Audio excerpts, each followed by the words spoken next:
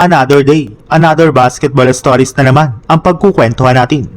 At ngayon nga ay pag-uusapan natin ang balitang pagkatalong muli ngayong araw ng Golden State Warriors at ang balitang jackpot na nga po ngayon, ang Los Angeles Lakers. Talo na naman nga po ang Golden State Warriors sa pangalawang game ng kanilang back-to-back laban sa Atlanta Hawks sa score na 126-110.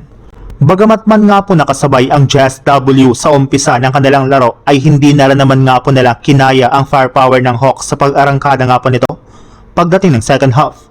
At sa kanilang pagkatalong muli ay bumagsak na nga po sa 33 wins at 28 losses ang kanilang record, kung saan napako na nga po sila ngayon sa ika-10 seed sa West, kung saan umabot na nga po sa 2 games ang kalamangan sa kanila dito ng ika-8 seed at ika-9 seed na Portland Trail Blazers at Los Angeles Clippers. Isang beses pa lang naman nga po silang nanalo sa kanilang last 9 games.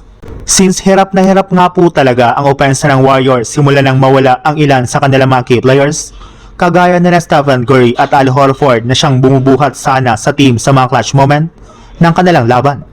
Dagdagan mo pa dyan ng malamya na lang depensa since hindi rin naman nga po kaya na Kristaps Porzingis at Draymond Green na makipagpisikalan sa mga bata at mga malalaking players na kanilang mga nakakalaban.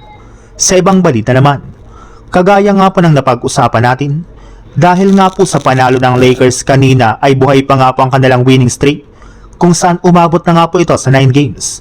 Tumaas na rin naman nga po sa 46 wins at 25 losses ang kanilang record bilang ika-third seed sa standings ng West.